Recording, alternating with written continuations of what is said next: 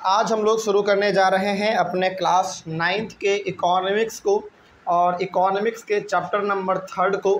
Chapter का नाम है पॉवर्टी एज अ चैलेंज। इसके पहले तक क्लास में हम लोगों ने इस बुक के यानी कि इकोनॉमिक्स के चैप्टर नंबर 1 और चैप्टर नंबर 2 को कम्प्लीटली डिस्कस कर लिया है, जिसमें से हमारा सबसे पहला था the story of village Palampur और दूसरा हमारा था पीपल एज रिसोर्स। ठीक है, तो ये दोनों चैप्टर हम लोग कम्प्लीटली डिस्कस कर चुके हैं। तो आज हम लोग डिस्कस करेंगे अपने चैप्टर नंबर 3 को। चैप्टर नंबर 3 का नाम है पॉवर्टी एज अ चैलेंज। देखिए यहाँ पे ना, यदि इसका हिंदी मतलब देखा जाए तो चैप्टर का मतलब हो गया कि गरीबी जो है ना एक चुनौती है हम लोगों के लिए। गरीबी एक चुनौती क्यों है बताते हैं, और इस चैप्टर में खास करके हम लोग ज़्यादातर बात करेंगे इंडिया के बारे में। ठीक है, और चूंकि इकोनॉमिक्स है, इकोनॉमिक्स का मतलब क्या, किसके बारे में इकोनॉमिक्स का मतलब होता है? इकोनॉमिक्स का मतलब होता है कि अपने सोसाइटी के बारे में पढ़ो, अपने कम्युनिटी के बारे में पढ़ो और उससे भी बड़े लेवल पे अपने कंट्री के बारे में पढ़ो। ठीक है, तो इसी के बारे में हम लोग पढ़ेंगे। तो पूरी तरीके से हमारा ध्यान जो होगा चैप्टर के अंदर वो इंडिया के अंदर होगा और इंडिया के अंदर गरीबी के ऊपर ध्यान होगा हम लोगों का। ठीक है, अच्छा, किसी भी प्रकार का जब चुनाव होता है हमारे इंडिया में, चाहे वो चुनाव लोकल गवर्नमेंट का हो, चाहे वो चुनाव स्टेट गवर्नमेंट का हो, चाहे वो चुनाव सेंट्रल गवर्नमेंट का हो, हर जगह पर नेता लोग किसी न किसी बात को जरूर उठाता है, यानी कि कोई ना कोई बात वो उठाए ना उठाए, लेकिन गरीबी का मुद्दा वो लोग जरूर उठाते हैं। यानी कि जब से हमारा देश आज़ाद हुआ तब से लेकर आज तक ऐसा कोई नेता बचा नहीं जिसने गरीबी का मुद्दा किसी भी मामले में ना उठाया हो। यानी कि हर किसी के मुंह पे गरीबी का मुद्दा तो रहता ही रहता है। हाँ, भले ही वो गरीबी के लिए काम करे ना करे वो अलग बात है, लेकिन गरीबी के बारे में वो बात जरूर करता है। तो वही बात यहाँ पे है कि भारत में ना गरीबी एकदम चरम सीमा पर है। उसी गरीबी को हम लोग एक चुनौती के तौर पे यहाँ पे लेंगे और उसी चैप्टर को समझने की कोशिश करेंगे कि आखिर भारत में गरीबी का क्या हाल है। ठीक है, आखिर भारत में गरीबी है तो क्यों है, इसको दूर कैसे किया जा सकता है। ठीक है, चलिए शुरू करते हैं। सबसे पहले हम लोग अपने चैप्टर का लेंगे इंट्रोडक्शन। कुछ जैसे आपके एनसीईआरटी बुक में भी कुछ पहले वाले पेज में इंट्रोडक्शन लिखा गया है, उस पहले हम लोग इंट्रोडक्शन के बारे में बात करते हैं। पहला पॉइंट लिखा हुआ we see poverty all around us, यानी कि हम लोग अपने चारों तरफ गरीबी देखते हैं, हर तरफ अपने चारों तरफ गरीबी देखते हैं।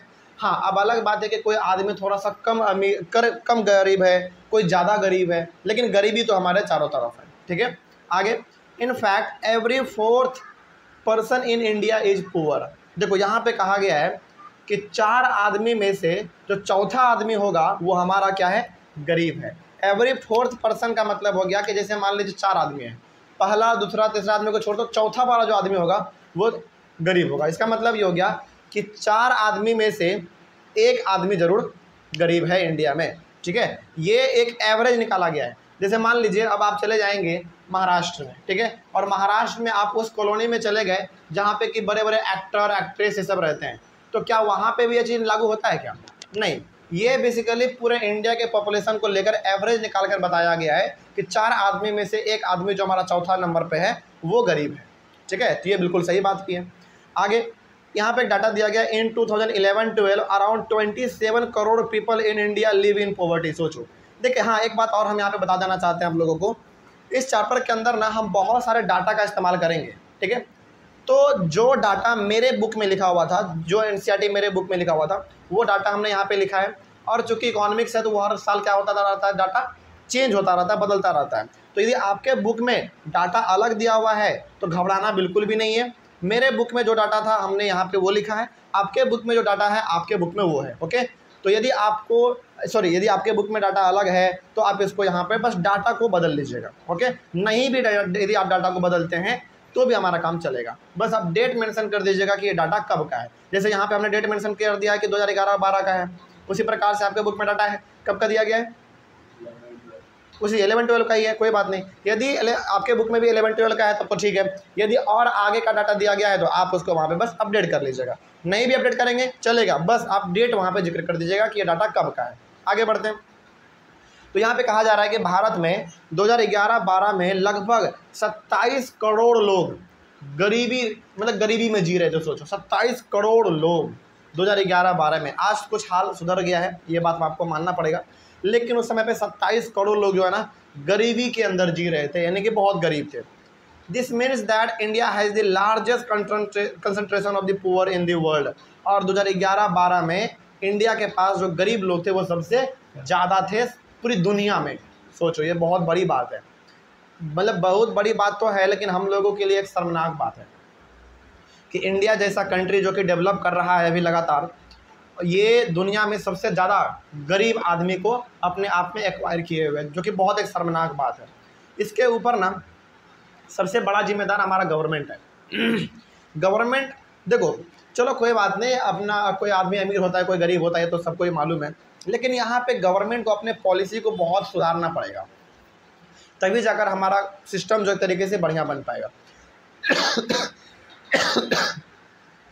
यदि यदि हम लोग बात करें चाइना का, तो वर्ल्ड में तो सबसे ज़्यादा पॉपुलेशन अभी कुछ महीने पहले चाइना का ही था, यानी कि अभी हमारा इंडिया जो है वर्ल्ड में टॉप पोजीशन पे आ चुका पॉपुलेशन में। इसके पहले तो चाइना ही था। क्या चाइना में इंडिया से गरीबी ज़्यादा है कि कम है? बहुत कम है। चाइना में गरीबी बहुत कम है, जबकि वर्ल्ड में सबसे ज़्यादा पॉपुलेशन उसी के पास है। पॉपुलेशन सबसे ज़्यादा उसी के पास है, इसके बावजूद भी वहाँ के लोग गरीब नहीं हैं। इसका मतलब है कि वहाँ का पॉलिसी बहुत अच्छा है।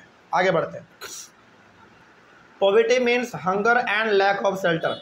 गरीबी का मतलब हो गया कि यदि आपके पास खाने का पैसा नहीं है, या फिर आपके पास खाने के लिए अनाज नहीं है, या फिर आपके पास रहने के लिए घर नहीं है, इसका मतलब आप गरीब हैं। ठीक है। हालांकि गरीबी का और बहुत डेफिनेशन होता है, हम लोग आगे चल के और पढ़ेंगे, लेकिन अभी आप फिलहाल ये समझते चलिए कि यदि आपके पास खाने को 2 वक्त की रोटी नहीं है, या फिर आपके पास रहने के लिए घर नहीं है, तो फिर आप गरीब हैं। आगे पॉइंट में कहा गया है, poverty is a situation in which parents are not able to send their children to school. और गरीबी का मतलब ये भी होता है कि यदि आपके माता पिता आपको स्कूल नहीं भेज पा रहे हैं, स्कूल नहीं भेज पा रहे हैं, क्यों नहीं भेज पा रहे हैं? क्योंकि आपके पास पैसे नहीं है। इसका मतलब है कि आप गरीब हैं। ठीक है। हालांकि हम आप यहाँ पे फिर से बता रहे हैं कि पॉवर्टी का जो डेफिनेशन है वो आगे चल के हम डिस्कस करेंगे, लेकिन गरीबी का जो निशानी होता है वो ये सब है। मतलब क्या है? आपके पास खाने के लिए 2 वक्त की रोटी नहीं है, आपके पास रहने के लिए एक अच्छा सा घर नहीं है, आप अपने बच्चों को प्राइवेट स्कूल में पढ़ने के लिए भेज नहीं पा रहे क्योंकि आपके पास पैसा नहीं है। इसका मतलब है किसी को शो कर रहा है, गरीबी को ही शो कर रहा है। आगे बढ़िए फिर। Poverty is a situation where sick people can not afford treatment. और गरीबी का मतलब ये भी होता है कि यदि आप मान लीजिए आप बीमार पड़ गए और आप अपने बीमारी को ठीक नहीं करवा पा रहे हैं क्योंकि उसमें पैसा लगेगा, इसीलिए यहाँ पे भी आप क्या हैं? गरीब हैं। ठीक है। आगे, poverty also means lack of clean water and sanitation facilities. मान लीजिए कि आपके पास पीने का पानी भी उपलब्ध नहीं है, आपके पास साफ़ सफाई भी नहीं है, क्योंकि आपके पास पैसे नहीं, आप साफ़ सफाई करवा नहीं सकते। इसका मतलब कि आप गरीब हैं। ठीक है। मतलब कि ये गरीबी का कुछ निशानी है जिसके वजह से कि आप गरीब कहलाते हैं। ठीक है। आगे, it also means lack of regular job. मान लीजिए कि आपके पास एक रेगुलर जॉब नहीं है, 10 दिन जॉब करते हैं और फिर 2-3 महीने बैठे रह जाते हैं। इसका मतलब है कि आप बिल्कुल गरीब हैं। ठीक है। आगे, poor people are in a situation in which they are ill treated at almost every place, in farms, factories, government offices, hospitals, railway station etcetera. देखो, हमारे भारत में खास करके जो गरीब आदमी होते हैं ना, उसको बहुत गंदे तरीके से ट्रीट किया जाता है। चाहे आप फैक्ट्री का एग्जाम्पल ले लो, आप गवर्नमेंट ऑफिस का एग्जाम्पल ले लो, या फिर आप हॉस्पिटल का एग्जाम्पल लो, रेलवे स्टेशन का लो, हर जगह पर गरीब लोगों को बहुत ही गंदे तरीके से ट्रीट किया जाता है। जैसे मान लीजिए, सपोज कीजिए कि आप एक बहुत गरीब घर से बिलोंग करते हैं, आपका बेटा, चलो मान लो कि सपोज करो कि आप एक गरीब घर से बिलोंग करते हैं, आपके माता पिता उतने सक्षम नहीं है, तो आपके पिताजी क्या हो गए? बीमार हो गए। ठीक है। आप उसको लेकर गए हॉस्पिटल। ओके। उसके बाद एक और बच्चा है जो कि बहुत अमीर है, उसका पिताजी भी बीमार पड़ गया है, वो भी अपने पिता को लेकर गया हॉस्पिटल, लेकिन वो क्या है? अमीर है। तो ऑब्वियस ही बात है, डॉक्टर सबसे पहले उसी को देखेगा। ये एकदम ह्यूमन बिहेवियर है, खास करके भारत में। तो ऐसा क्यों हो रहा है? ऐसा इसलिए हो रहा है क्योंकि आप गरीब हैं, आपका पहनावा उतना अच्छा नहीं है, आपका बोलने का तरीका उतना अच्छा नहीं है, इसीलिए आपको गंदे तरीके से ट्रीट किया जाएगा। हो सकता है कि आपको बोल दिया जाए कि आप जाकर उधर बैठो, 10 मिनट के बाद आना, या फिर 20 मिनट के बाद आना, है ना। तो ये सिचुएशन है हमारे भारत में, यानी कि कोई ऐसा जगह बचा नहीं है जहाँ पे भारत में खास करके गरीबों को गंदे तरीके से ट्रीट नहीं किया जाता है। हर जगह पे उनको ट्रीट किया जाता है गंदे तरीके से। आगे, उसके बाद है यहाँ पे, one of the biggest challenges of India has been to bring millions of its people out of poverty. तो इंडिया के सामने अभी सबसे बड़ा चैलेंज क्या है? सबसे बड़ा चैलेंज इसका ये है कि इंडिया में जितने भी गरीब लोग रह रहे हैं, उन सभी को गरीबी से निकाल कर थोड़ा सा उसका सिचुएशन अच्छा किया जाए, है ना। ये इंडिया का भी सबसे बड़ा चैलेंज है। आगे, Mahatma Gandhi always said that India would be truly independent only when the poorest of its people become free of human suffering. Gandhi ji हमेशा एक बात कहा करते थे कि चलो हम लोगों को अंग्रेज़ों से आज़ादी तो मिल गया, लेकिन हम लोगों को असल आज़ादी तब तक नहीं मिल पाएगा जब तक कि हम लोग गरीबों को अच्छे तरीके से ट्रीट नहीं करेंगे। मतलब कि ये हो गया कि गरीबों को आप ट्रीट करो, असल आज़ादी आपको तब मिल पाएगा, ठीक है। जैसे मान लीजिए आज हम लोगों को अंग्रेज़ों से आज़ादी तो मिल गया, आज हम लोग फ्री हैं, लेकिन क्या एक्चुअली में हर आदमी आज फ्री है? नहीं है, यानी कि हर किसी के साथ भेदभाव तो हो ही रहा है। तो ये हो गया हमारा इस चैप्टर का इंट्रोडक्शन। उसके बाद हम लोग पढ़ेंगे अपने चैप्टर के सबसे पहले वाले टॉपिक को। टॉपिक का नाम होगा poverty as seen by social scientist. कोई दिक्कत? चलो तो मिलते हैं हम लोग अपने अगले वाले क्लास में। Thank you very much. आज का टॉपिक है हमारा poverty as seen by social scientist, यानी कि जो हमारे अच्छा सोशल साइंटिस्ट का मतलब क्या होता है? सोशल साइंटिस्ट का मतलब होता है वो लोग जो कि बेसिकली इकोनॉमिस्ट हैं। जैसे हम लोग पढ़ रहे हैं इकोनॉमिक्स, है ना, तो इकोनॉमिक्स के अंदर में जो रिसर्च करते हैं, जो स्टडी करते हैं, हम लोग उसको कहते हैं इकोनॉमिस्ट। तो यहाँ पे बेसिकली बात किसका हो रहा है? इकोनॉमिस्ट का बात हो रहा है। तो जो हमारे इकोनॉमिस्ट हैं वो पॉवर्टी को किस प्रकार से देखते हैं, इसके बारे में थोड़ा सा हम लोग बात कर लेते हैं। इसमें लिखा गया है poverty is looked through various social indicators like illiteracy level, lack of access to health care, lack of job opportunities, lack of access to safe drinking water, sanitation etc। यानी कि जो हमारे इकोनॉमिस्ट हैं, जो हमारे बेसिकली जो बड़े बड़े इकोनॉमिस्ट हैं जो कि इकोनॉमिक्स से फील्ड में काम करते हैं, उनसे यदि कोई पूछे कि भैया आप पॉवर्टी को कैसे देखते हो, तो वो बताते हैं कि यदि आपके पास पढ़ने का सुविधा नहीं है, यदि आपके पास अच्छा हेल्थ केयर फैसिलिटी नहीं है, यदि आपके पास जॉब नहीं है, यदि आपके पास पीने का साफ पानी नहीं है, यदि आपके पास साफ सफाई नहीं है, इसका मतलब कि आप गरीब हो। यानी कि यदि हमारे इकोनॉमिस्ट से, हमारे बड़े बड़े अर्थशास्त्र से पूछा जाए कि भैया आप पॉवर्टी को कैसे देखते हो, आपके लिए पॉवर्टी का मतलब क्या है, तो वो पॉवर्टी का मतलब ये सारा चीज़ बताते हैं। कोई दिक्कत इसमें? चलिए, तो ये हो गया हमारा poverty as seen by social scientist. आगे बढ़िए फिर। सोशल साइंटिस्ट का मतलब कुछ नहीं है, सोशल साइंटिस्ट का सिंपल सा मतलब है इकोनॉमिस्ट। ओके, आगे बढ़ते हैं। अब यहाँ पे हमारा एक टॉपिक है पॉवर्टी लाइन, एकदम सबसे मेन टॉपिक इस चैप्टर का। पॉवर्टी लाइन क्या है? देखो, poverty line is an imaginary line that is used to measure the level of a person. मतलब कि पॉवर्टी लाइन जैसा कुछ एक्चुअल में लाइन एग्जिस्ट करता नहीं है। बेसिकली पॉवर्टी लाइन क्या है? एक इमेजिनरी लाइन है जिसका हम लोग मदद किस चीज़ के लिए करते हैं, ये पता करने के लिए कि किसी आदमी का लेवल क्या है, स्टेटस क्या है, मतलब कि वो गरीब है या अमीर है। जैसे इंडिया में यदि हम लोग गरीब और अमीर कब कहेंगे? मान लीजिए कि इंडिया में यदि आपके पास एक अच्छा सा 4 व्हीलर है, आपके पास एक अच्छा सा घर है, आप प्राइवेट स्कूल में पढ़ रहे हैं, इसका मतलब आप गरीब नहीं है। लेकिन मान लीजिए कि आप वही सड़क पर जाकर कचरे को चुनते हैं, है ना, तो फिर आप क्या माने जाएंगे? गरीब माने जाएंगे। आपके पास पहनने के लिए कपड़े नहीं है तो आप गरीब माने जाएंगे। तो ये गरीब और अमीर का हम लोग पता कैसे कर पा रहे हैं? ये बेसिकली हमारे गवर्नमेंट जो है ना, गरीब और अमीर का पता कैसे लगाते हैं? उनके पास एक लाइन है। क्या वो लाइन एक्चुअली में कुछ एग्जिस्ट करता है? नहीं करता, वो एक इमेजिनरी लाइन है और उसी के तहत वो लोग पता कर लेते हैं कि कौन अमीर है और कौन गरीब है। सिंपल सा मतलब आप यहाँ पे ऐसे समझिए, जो बच्चा पढ़ नहीं पा रहा है, जो बच्चा अच्छा पानी नहीं पी पा रहा है, जिसको अच्छा हेल्थ फैसिलिटी नहीं मिल पा रहा है, इसका मतलब वो गरीब है ना। तो वही यहाँ पे कहा गया कि poverty line is an imaginary line that is used to measure the level of a person. तो वही यहाँ पे कहा गया कि पॉवर्टी लाइन एक ऐसा है, हमारा इमेजिनरी लाइन है जिसका मदद हम लोग करते हैं किसी भी आदमी के लेवल को मेजर करने के लिए कि वो गरीब है या अमीर है। आगे बढ़ते हैं, इसमें और भी बहुत सारे पॉइंट लिखे गए हैं। उसके बाद कहा गया यहाँ पे पॉवर्टी लाइन में very with time and place. Poverty line जो है ना, टाइम और प्लेस के अकॉर्डिंग चेंज हो सकता है। जैसे एग्जांपल के तौर पे मान लीजिए, क्या गरीबी को नापने का जो तरीका भारत में है, क्या वही तरीका अमेरिका में भी होगा? नहीं। अमेरिका में ना जिसके पास, अच्छा अमेरिका में गरीब किसको कहते हैं मालूम है?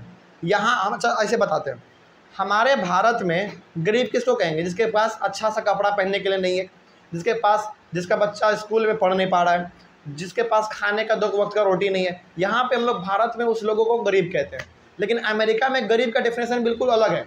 वहाँ पे देखोगे जिसके पास 4 व्हीलर है ना, उसको गरीब कहते हैं। सोचो, यानी कि वहाँ का जो गरीब आदमी है वो भी 4 व्हीलर से दूसरों के घर में काम करने के लिए जाता है। सोचो, यानी कि हम लोग यहाँ पे कह सकते हैं कि पॉवर्टी लाइन जो है टाइम और प्लेस के अकॉर्डिंग चेंज होता रहता है। जैसे एग्जाम्पल के तौर पे देखिए, for example a person not having a car in the United states may be considered poor. यानी कि यूनाइटेड स्टेट्स में यानी कि अमेरिका में यदि एक आदमी के पास कार नहीं है तो वो गरीब माना जाता है, ठीक है। But in India ऑनिंग of a car is considered a luxury.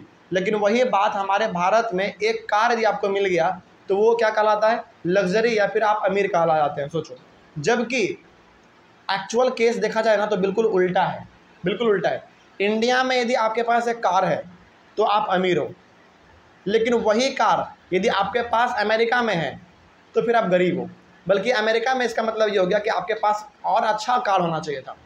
समझ में आया? जैसे मान लीजिए कि मेरे पास यहाँ पे इंडिया में एक छोटा सा मेरे पास मारुति सुजुकी है, तो इंडिया में हम अमीर हैं।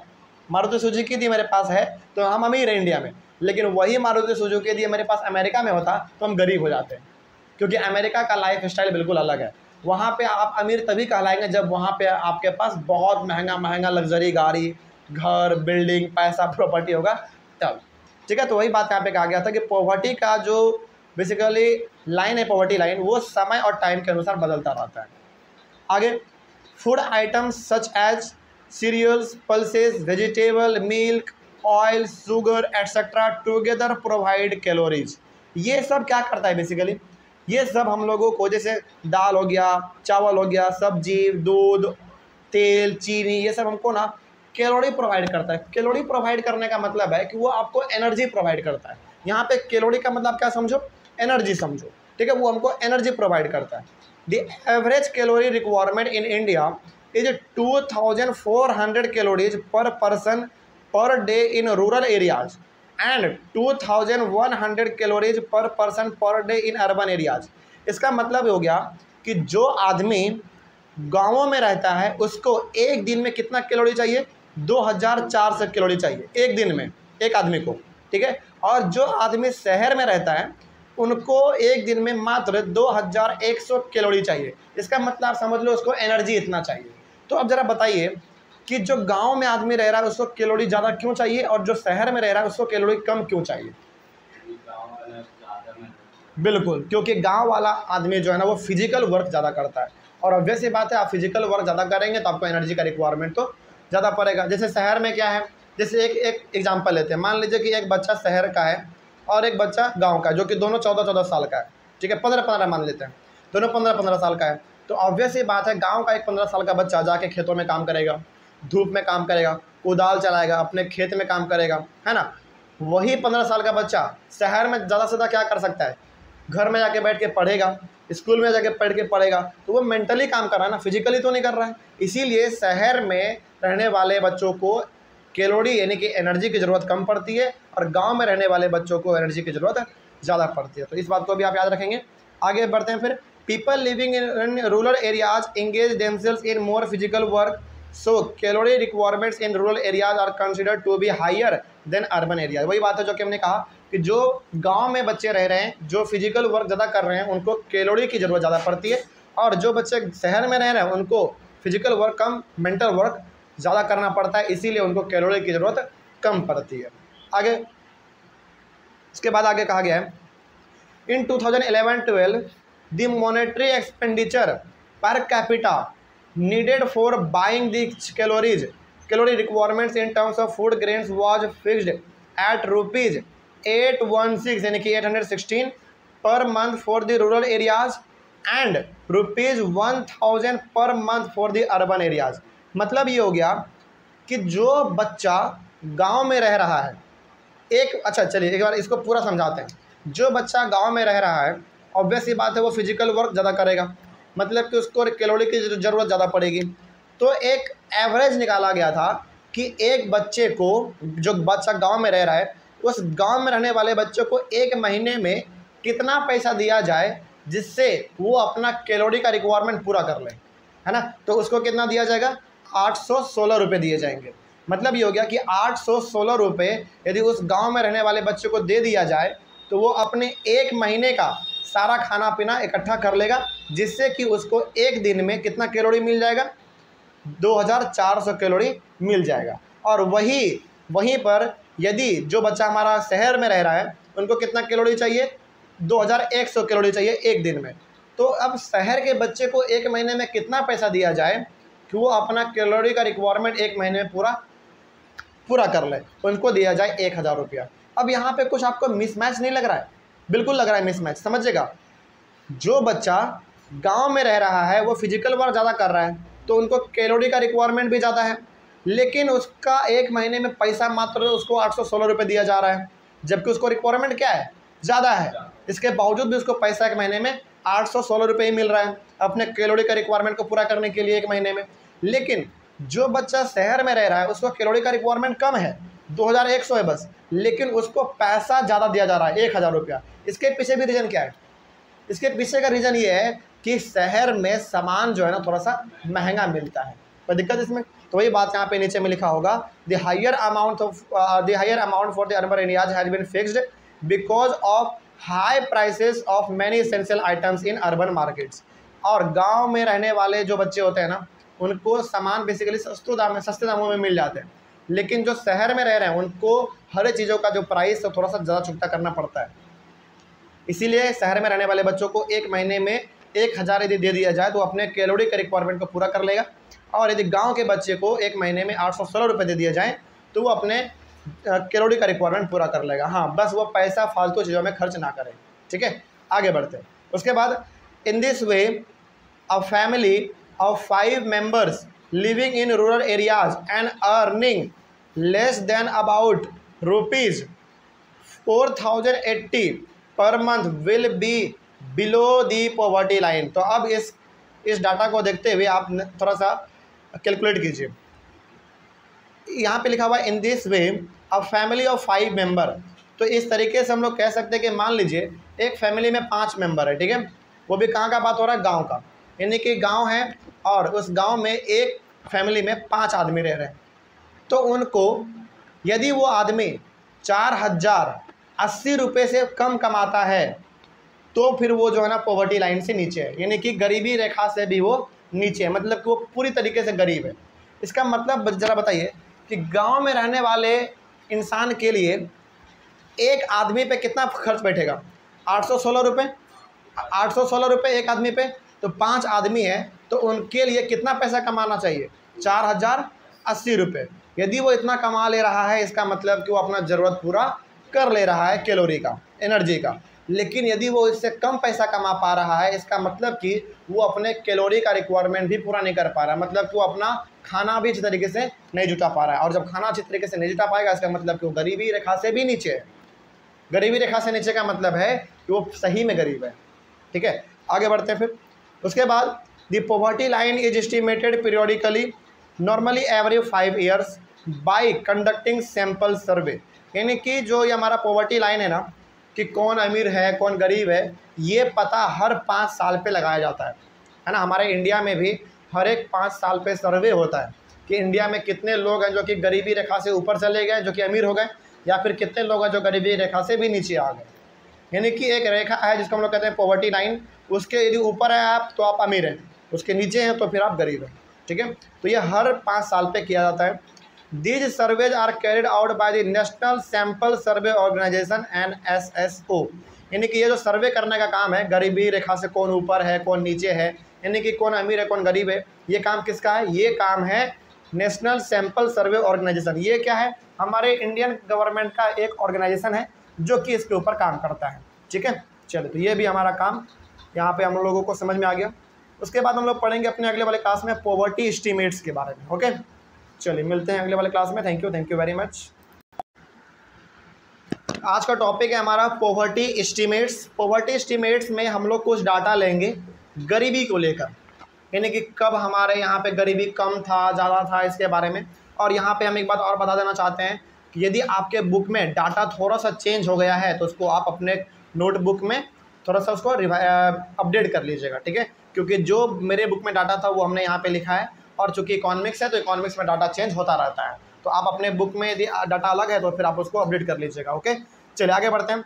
इसमें कहा गया in India there is decline in poverty ratios from about 45% in 1993-94 to 37.2% in 2004-05। यानी कि हमारे इंडिया में 1993-94 में गरीबी 45% था, लेकिन वही गरीबी 2004-05 में 37.2% हो गया। इसका मतलब कहीं ना कहीं हमारे यहाँ पे गरीबी धीरे धीरे क्या हो रहा है, कम हो रहा है, लोग अमीर ज़्यादा हो रहे हैं। तो ये हमारा डाटा है कब का। अच्छा, सबसे पहला 1993-94 में इंडिया का जो गरीबी रेट था वो 45% था। मतलब कि मान लीजिए, इसका मतलब ये हो गया कि यदि 100 आदमी है तो 100 आदमी में से 45 आदमी क्या थे, गरीब थे, एग्जाम्पल के तौर पे आप मान लीजिए। लेकिन वही 2004-05 में वो घटकर हमारा हो गया 37.2%। ठीक है, तो एक अच्छा इंडिकेटर है ये।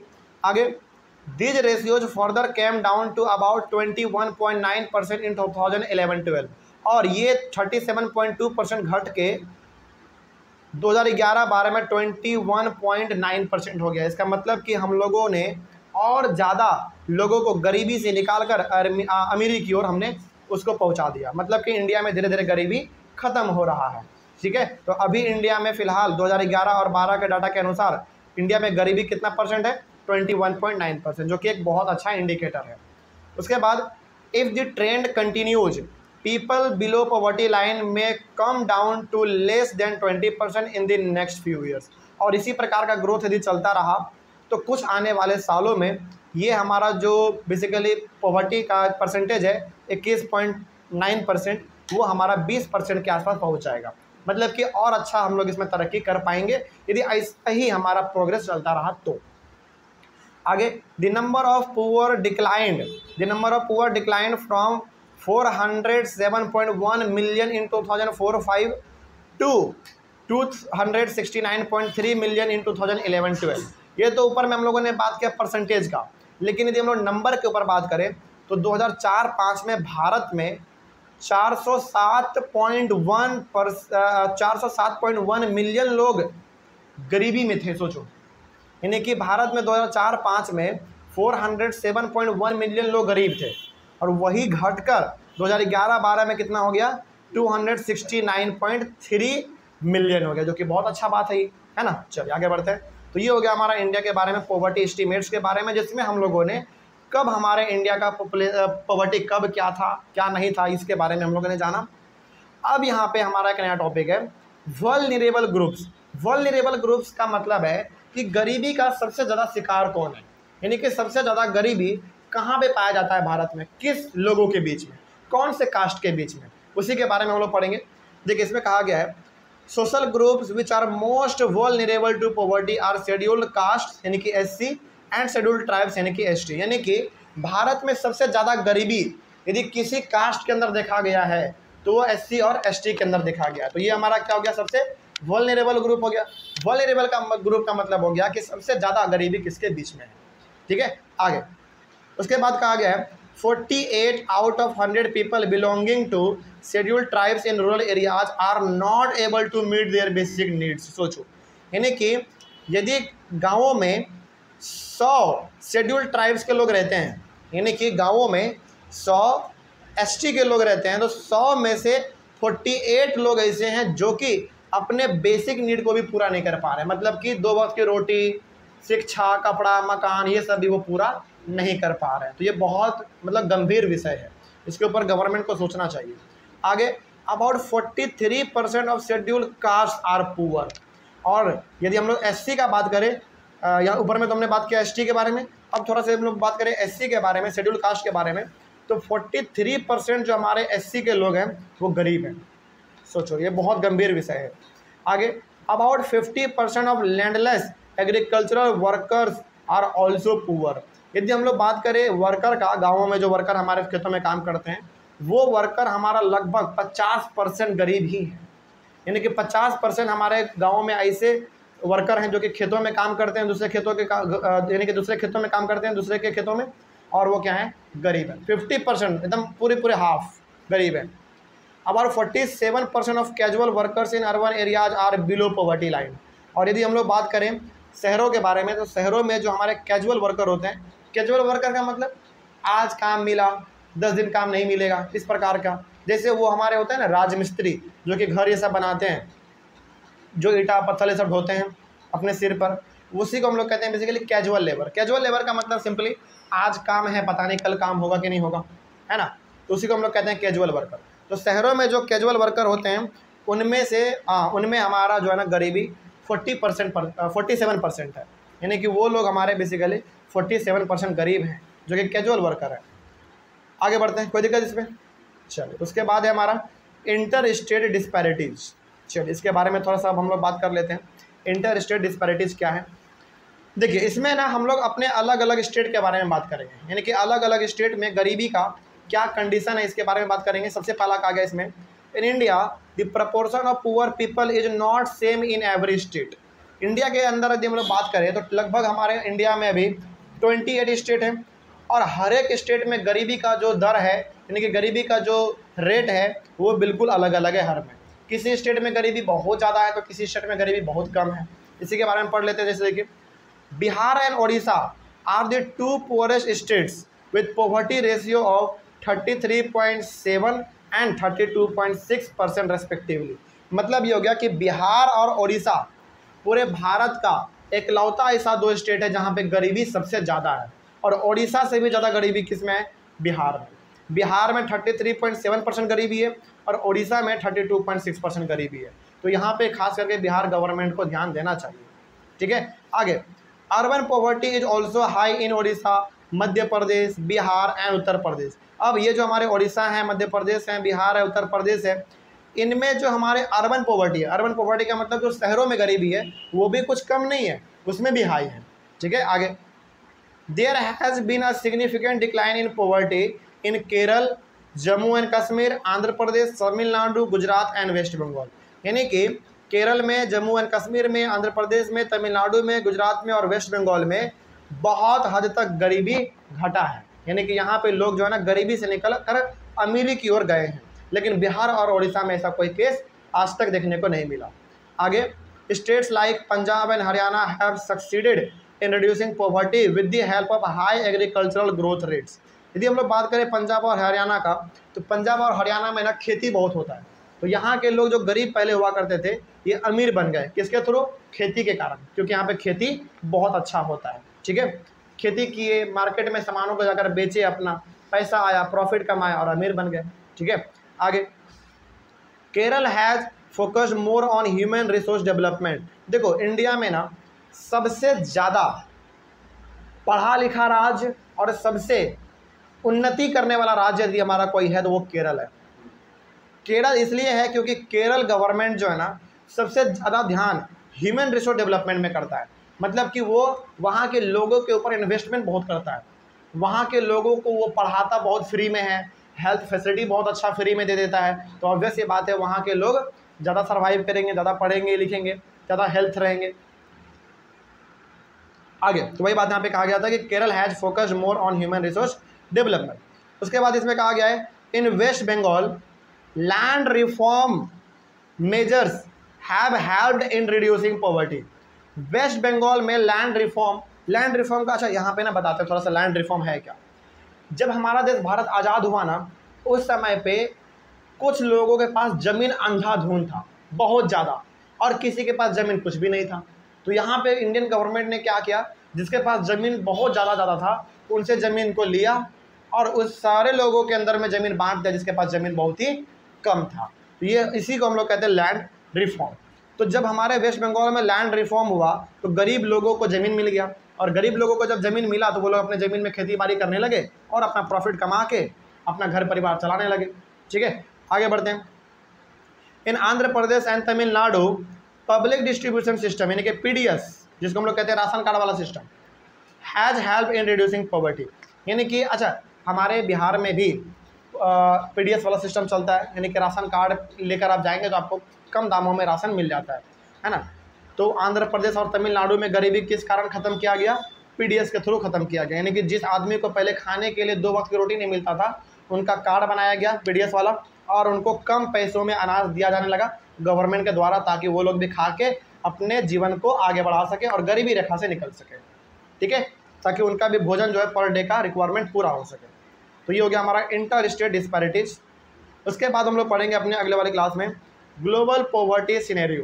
कोई दिक्कत ज़्यादा समझने में? चलिए मिलते हैं फिर हम लोग अपने अगले वाले क्लास में। Thank you very much. आज का टॉपिक है ग्लोबल पॉवर्टी सिनेरियो। इस टॉपिक में हम लोग अलग अलग कंट्री के बारे में पढ़ेंगे कि वहाँ पे गरीबी का क्या हाल है। ठीक है, चलिए देखा जाए। सबसे पहले इसमें कहा गया है poverty declined in China and south east Asian countries because of rapid economic growth and massive investment in human resource development. यानी कि यदि हम लोग बात करें चाइना का, और चाइना के साथ साथ साउथ ईस्ट यानी कि एशिया का जो साउथ ईस्ट हमारा कंट्री है, उसका यदि हम लोग बात करें तो वहाँ पे पॉवर्टी बहुत हद तक कम हुआ है। क्यों कम हुआ है? क्योंकि पहली बात तो वहाँ पे बहुत इकोनॉमिक ग्रोथ हुआ है। इकोनॉमिक ग्रोथ का मतलब है बहुत बड़े लेवल पे इंडस्ट्री लगना, फैक्ट्री लगना, कारखाने लगना, ये सब लगा तो लोगों को रोज़गार मिल गया है, और लोगों को रोज़गार मिला है तो वो लोग अपना जीवन यापन चला पा रहे हैं अच्छी तरीके से। और दूसरी बात, सबसे बड़ी बात यहाँ पे, वो लोग ह्यूमन रिसोर्स डेवलपमेंट में बहुत इन्वेस्टमेंट करते हैं। यानी कि वो लोग अपने लोगों को बहुत ज़्यादा पढ़ाते हैं, लिखाते हैं, उनका हेल्थ अच्छा रखते हैं, ठीक है, उनको फिट रखते हैं, साफ़ पानी पीने को देते हैं। तो इस वजह से चाइना और एशिया के साउथ ईस्टर्न कंट्री में बहुत हद तक पॉवर्टी कम हुआ है। ठीक है, आगे उसके बाद number of poors in China has come down from 85% in 1981 to 6% in 2011। देखो कितना बड़ा अचानक बदलाव आ गया चाइना में। चाइना में 1981 में 80% गरीबी था। सोचो, नंबर ऑफ पुअर है, यानी कि 1981 में चाइना में यदि 100 लोग गरीब हैं तो 100 में से 1981 में चाइना का बात हो रहा है अभी फिलहाल। चाइना में 1981 में यदि 100 आदमी है तो 100 आदमी में से 85 आदमी क्या थे? गरीब थे। सोचो, और ये अचानक घट के 2011 में 6% आ गया बस। तो बहुत अच्छा बदलाव उन लोगों ने किया वहाँ पे, यानी कि बहुत अच्छा पॉलिसी उन लोगों ने लाया, अपने लोगों पर उन्होंने काम किया, तभी जाकर हमारा वहाँ पे जो नंबर ऑफ पुअर थे वो 85% से घट के 6% पे आ गया। उसके बाद फिर इन कंट्रीज ऑफ साउथ एशिया का मतलब इंडिया हो गया, पाकिस्तान हो गया, श्रीलंका हो गया, Nepal, Bangladesh and Bhutan, the decline has not been as rapid. यानी कि ये कुछ ऐसे कंट्री है जैसे इंडिया, पाकिस्तान, श्रीलंका, नेपाल, बांग्लादेश, भूटान, यहाँ पे गरीबी तो घटा लेकिन बहुत ही धीरे धीरे, बहुत ही कम, ना के बराबर लगभग। In sub Sahara Africa poverty has decline from 51% in 1981 to 47% in 2008। यानी कि यदि हम लोग बात करें अफ्रीका के बारे में तो अफ्रीका में भी गरीबी घटा है। अफ्रीका में गरीबी जो है वो 1981 में 51% था, वही घटकर 2008 में 47% हो गया। इसमें भी कुछ खास नहीं घटा है, लेकिन फिर भी यहाँ पे भी गरीबी घटा है। आगे बढ़ते हैं। उसके बाद फिर इन लैटिन अमेरिका में poverty has declined from 11% in 1981 to 6.4% in 2008। देखो, लैटिन अमेरिका में 1981 में गरीबी मात्र 11% था, मतलब कि गरीबी तो पहले ही यहाँ पे कम है, ऊपर से और ज़्यादा गरीबी को कम कर दिया गया। कब? 2008 में 6.4%। यानी कि अच्छा ये लोग काम कर रहे हैं। वही काम यदि इंडिया में हो जाए ना तब तो फिर बात ही अलग हो जाए हमारा, है ना। इंडिया में यदि ऐसा कुछ होने लगेगा ना तो इंडिया हमारा बहुत आगे चल जाएगा, क्योंकि इंडिया का जिस प्रकार से पॉपुलेशन है उस प्रकार से यदि यहाँ पे ग्रोथ होने लगे तो टॉप पोजीशन पे तुरंत हमारा इंडिया आ जाएगा। ठीक है, और इंडिया का सबसे बड़ा प्लस पॉइंट क्या है मालूम है? इंडिया का पॉपुलेशन, क्योंकि बहुत पॉपुलेशन है। यदि थोड़ा सा ग्रोथ कर गया हमारा इंडिया तो सोचो हमारा पोजीशन कहाँ चला जाएगा वर्ल्ड में, सबसे टॉप पे चला जाएगा। लेकिन यहाँ का गवर्नमेंट कुछ थोड़ा सा ध्यान नहीं देता है, ढील कर देता है कि चलो देखा जाएगा बाद में। खैर आगे बढ़ते हैं। तो ये हो गया हमारा।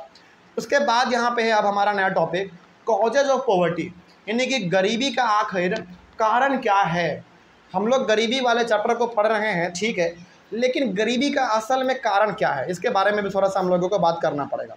देखिए, बहुत सारे कारण इसमें लिखे गए हैं। सबसे पहला यहाँ पे देखिए, there were a number of causes for the poverty in India which are as follows. यानी कि भारत में गरीबी का कारण बहुत सारा है, जिसमें से कुछ कारण नीचे लिखे गए हैं। सबसे पहला देखिए, the low level of economic development under the British government. यानी कि जब हमारे भारत में अंग्रेज़ों का कंट्रोल था उस समय पे अंग्रेज़ों ने हमारे इंडिया के लिए कुछ ज़्यादा खास नहीं किया। उन्होंने जो किया अपने फ़ायदे के लिए किया, उनका फ़ायदा हो गया, वो लोग भारत को छोड़कर चले गए। ठीक है, यानी कि इकोनॉमिक डेवलपमेंट जो है, यानी कि हमारे भारत का जो तरक्की है, जो विकास है, ब्रिटिश के टाइम पे बहुत ही कम हुआ। उन लोगों ने कुछ नहीं किया, केवल वो लोग हमारे भारत को लूटने पर ज़्यादा ध्यान दिए। आगे बढ़ते हैं। फिर उसके बाद the policies of the British government destroyed traditional handicrafts and discouraged development of industrialized textiles. This resulted in less job opportunities and low growth rate of incomes. जब हमारे इंडिया में अंग्रेज रूल कर रहे थे तो अंग्रेजों ने क्या किया, हमारे इंडिया में मशीन से बनाकर कपड़ा बेचने लगा। इससे क्या हुआ, इससे ये हो गया कि जो आदमी हाथ से कपड़ा बना के बेचता था उनका रोजगार पूरी तरीके से छीन गया। यानी कि यहाँ पे अंग्रेजों ने क्या किया, हमारे हैंडीक्राफ्ट को, यानी कि जो हम लोग हाथों से बना के बेचा करते थे उनको पूरी तरीके से उन्होंने बैन कर दिया, और वो लोग अपने मशीन से बनाकर जो कपड़ा लाते थे इंग्लैंड से, ब्रिटेन से, उनको लाकर वो इंडिया में बेचने लगे। इससे फ़ायदा अंग्रेजों को तो हो गया, लेकिन नुकसान किसको हो गया? हाँ, इंडिया के लोगों को नुकसान हो गया, क्योंकि इंडिया के लोग अब अपना कपड़ा ही नहीं बेच पा रहे थे।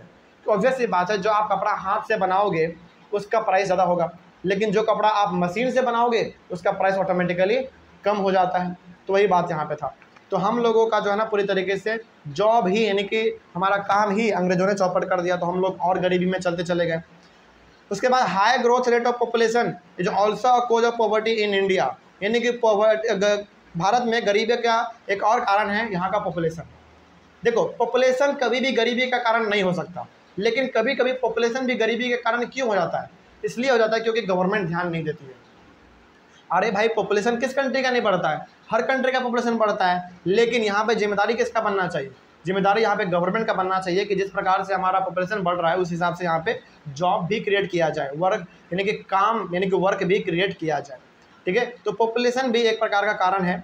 आगे, the industries both in the public and the private sector did not provide enough job, यानी कि जो हमारे भारत में इंडस्ट्री हैं, चाहे वो इंडस्ट्री किसी प्राइवेट आदमी का हो, चाहे वो इंडस्ट्री गवर्नमेंट का हो। देखो, प्राइवेट का मतलब क्या, किसी खास आदमी का, पब्लिक सेक्टर का मतलब सरकार का, गवर्नमेंट का।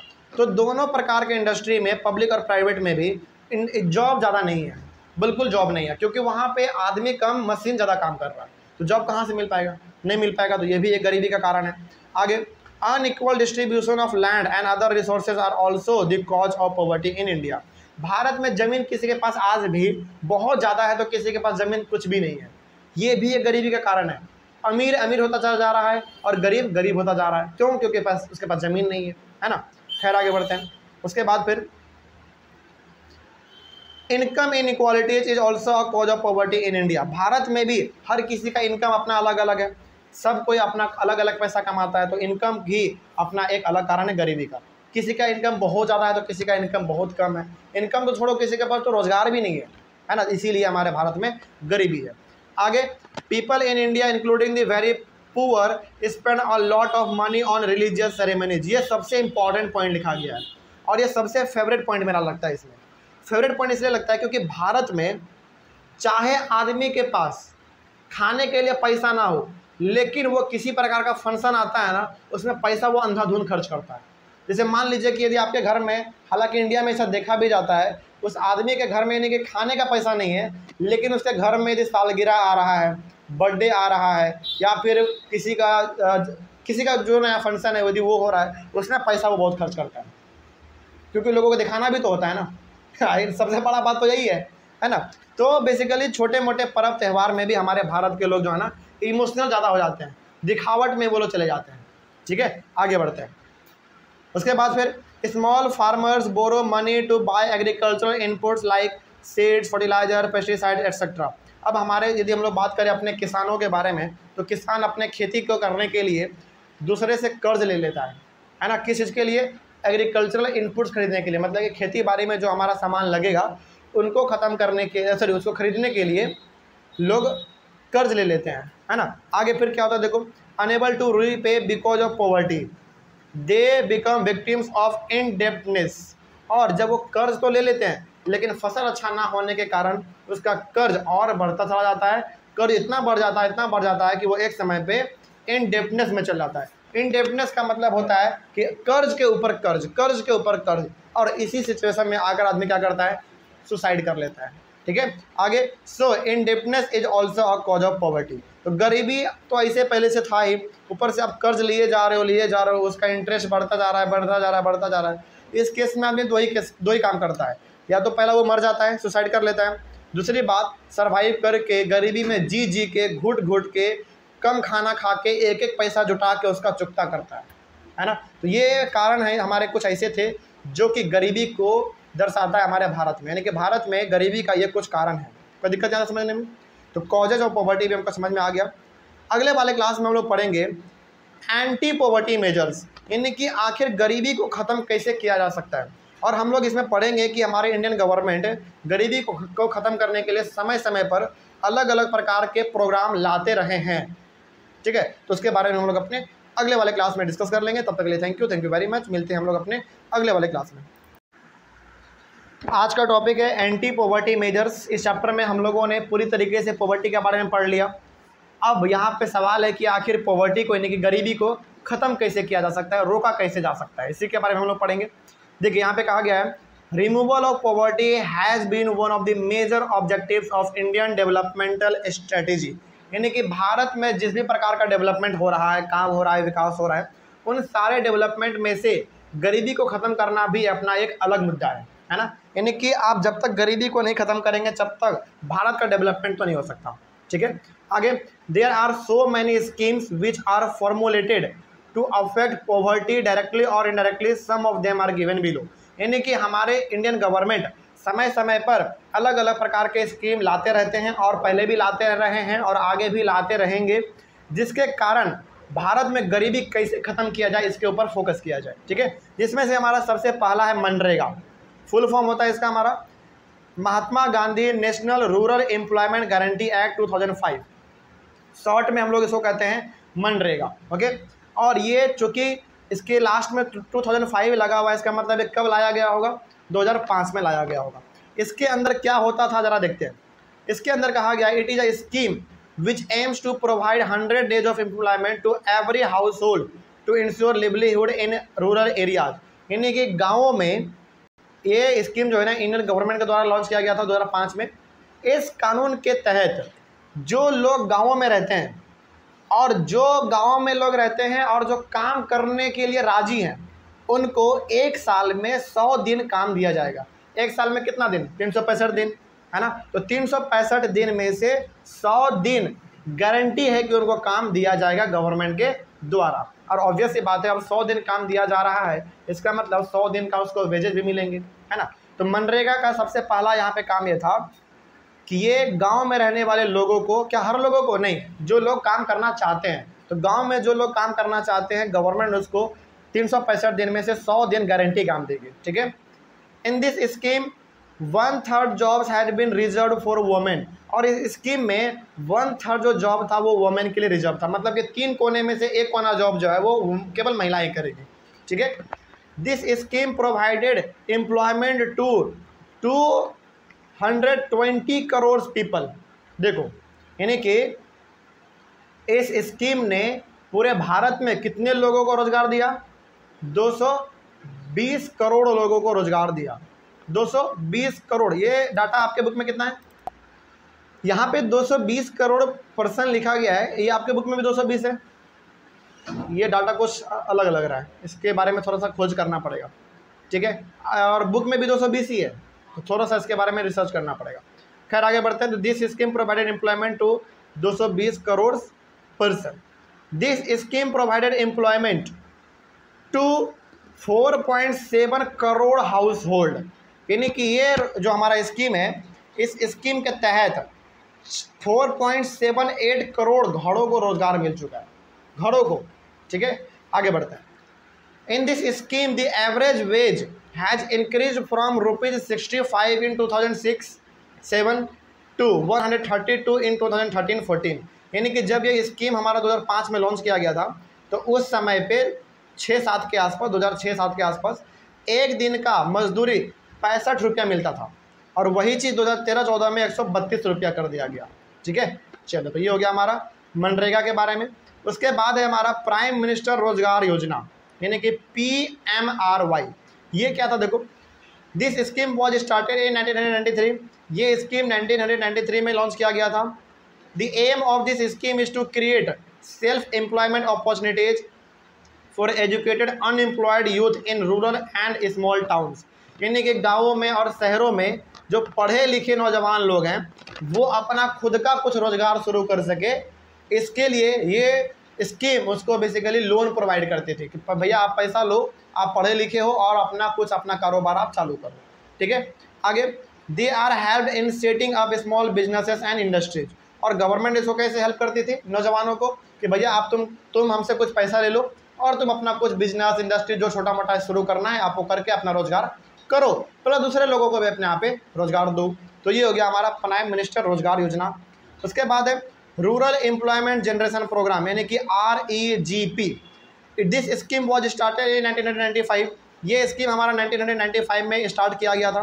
The aim of this scheme is to create self employment opportunities in rural and small town. इस स्कीम का भी वही काम था जो हमारा PMRY का था, दोनों का लगभग हमारा सेम काम था, बस थोड़ा सा डिफरेंस ये है कि दोनों को अलग अलग समय पे लॉन्च किया गया था, यानी कि लगभग दोनों का काम जो था वो सेम ही था, कुछ अलग काम नहीं था। उसके बाद है स्वर्ण जयंती ग्राम स्वरोजगार योजना, स्वर्ण जयंती ग्राम स्वरोजगार योजना, यानी कि SGSY। इसमें क्या था देखो, दिस स्कीम वॉज स्टार्टेड इन 1999, यानी कि 1999 में ये स्कीम लाया गया था। The aim of this scheme is to bring poor families above the poverty line. पहला इस स्कीम का काम ये था कि जो भी गरीब फैमिली हैं उनको ऊपर लाया जाए, यानी कि गरीबी से उनको हटा के अमीरी की ओर लाया जाए, by organising them into self help group through a mix of bank credit and government subsidy, यानी कि कुछ बैंक उसको लोन दे दे, कुछ गवर्नमेंट उसको सब्सिडी दे दे, जैसे खाद पे, अनाज पे, बीज पे, अलग अलग चीज़ों पे उनको गवर्नमेंट सब्सिडी दे दे। सब्सिडी का मतलब होता है छूट दे दे और वो लोग अपने आप को आगे बढ़ा सके। तो ये इस स्कीम का ये काम था। आगे बढ़ते हैं। उसके बाद है हमारा प्रधानमंत्री ग्रामोदय योजना, यानी कि PMGY। इसमें क्या था, दिस स्कीम वॉज स्टार्टेड इन 2000। ये स्कीम 2000 में लाया गया, 2000 में लाया गया। The aim of this scheme is to provide basic services by central government to states like primary health, primary education, rural shelter, rural drinking water and rural electrification. यानी कि इस रोजगार के तहत सेंट्रल गवर्नमेंट कुछ फंड देगी, किसको, state government को, ताकि आप अपने स्टेट में क्या कर सको, प्राइमरी एजुकेशन, हेल्थ, गरीब लोगों को रहने के लिए घर, है ना, गरीब लोगों को अच्छा पीने के लिए पानी, गरीब लोगों के घर में इलेक्ट्रिसिटी आप प्रोवाइड करवा सको। मतलब कि इस प्रोग्राम में सेंट्रल गवर्नमेंट स्टेट गवर्नमेंट को पैसे देगा और स्टेट गवर्नमेंट उस पैसे का क्या करेगा, गरीब लोगों के भलाई में लगाएगा। जैसे गरीब लोगों को घर देगा, बिजली देगा, पढ़ाई देगा, शिक्षा देगा, ये सब चीज़। तो ये हो गया हमारा PMGY, यानी कि प्रधानमंत्री ग्रामोदय योजना। तो यहाँ पे आप क्या देख रहे हैं, यहाँ पे आप बेसिकली ये देख रहे हैं कि इंडियन गवर्नमेंट समय समय पर अलग अलग स्कीम लाते रहते थे जिससे हमारा गरीबी खत्म हो सके। ठीक है, आगे एक लास्ट टॉपिक बचता है हमारा चैप्टर के अंदर, द चैलेंजेस अहेड। आगे का चैलेंज हमारे लिए क्या है देखा जाए। Poverty reduction remains India's most serious challenge, यानी कि भारत यानी कि इंडियन गवर्नमेंट के पास गरीबी को ख़त्म करना अपने आप में एक बहुत बड़ा चैलेंज है। ठीक है, तो इंडियन गवर्नमेंट के पास गरीबी को ख़त्म करना अपने आप में एक बहुत बड़ा चैलेंज है। इस चैलेंज को इंडियन गवर्नमेंट को एक्सेप्ट करना चाहिए और इसके ऊपर काम करना चाहिए, पहली बात। उसके बाद certain social and economic groups are more vulnerable to poverty. आपने पढ़ा जैसे ST SC हमारे भारत में सबसे ज़्यादा गरीब हैं, तो इन गरीबी को ख़त्म करने के लिए और क्या किया जा सकता है, इसके ऊपर गवर्नमेंट को ध्यान देना चाहिए। उसके बाद फिर poverty reduction is expected to make better progress in the next 10 to 15 years, यानी कि ऐसा हम लोग एक्सपेक्ट कर सकते हैं कि आने वाले 10 से 15 सालों के अंदर हमारा गरीबी जो है और धीरे धीरे ख़त्म होगा। ठीक है, आगे this would be possible due to higher economic growth. और ये गरीबी हमारा ख़त्म कैसे हो सकता है, पहले हम लोगों को क्या करना पड़ेगा, इकोनॉमिक ग्रोथ करना पड़ेगा। इकोनॉमिक ग्रोथ का मतलब है यहाँ पे इंडस्ट्री लगाओ, फैक्ट्री लगाओ, लोगों को रोजगार दो, जॉब क्रिएट करो। दूसरी बात, इंक्रीजिंग फ्री एलिमेंट्री एजुकेशन, एकदम बेसिक जो एजुकेशन है वो फ्री कर दो सरकारी स्कूल में। हालांकि स्कूल में तो एजुकेशन फ्री है, लेकिन क्या एजुकेशन है, नहीं, केवल नाम के लिए, उसके ऊपर फोकस नहीं किया जा रहा है, उसको अच्छी तरीके से इम्प्लीमेंट करना चाहिए। डिक्लाइनिंग पॉपुलेशन ग्रोथ, यहाँ पे पॉपुलेशन को कंट्रोल करना चाहिए। Increasing empowerment of the women, और वोमेन को यहाँ पे खास करके बढ़ावा ज़्यादा देना चाहिए। And the economically weaker section of the society, और जो सोसाइटी में सबसे कमज़ोर लोग हैं, जिनको समाज में उतना ज़्यादा वैल्यू नहीं दिया जा रहा है, उनके यानी बेसिकली उनको बढ़ाया जाए, तभी जाके हमारा सोसाइटी इक्वली इम्प्रूव कर पाएगा और इक्वली ग्रोथ कर पाएगा। कोई दिक्कत अब इसमें? चलो, तो ये हमारा चैप्टर यहीं पे कंप्लीट होता है। आप लोगों को ऑफलाइन वाले बच्चों कोई दिक्कत? चलिए कोई दिक्कत नहीं है। तो ऑनलाइन वाले बच्चे इस चैप्टर को हम लोग यहीं पे ख़त्म करेंगे, और आपको इस चैप्टर के अंदर कहीं पे कोई डाउट रहा होगा तो आप लोग एक बार कमेंट कीजिएगा, आपके कमेंट का जवाब दिया जाएगा। हम लोग मिलेंगे अपने चैप्टर नंबर 4 में, और चैप्टर नंबर 4 हमारा लास्ट चैप्टर है इकोनॉमिक्स का, है ना, तो उसको भी हम लोग खत्म कर लेंगे। तब तक के लिए thank you very much and have a nice day.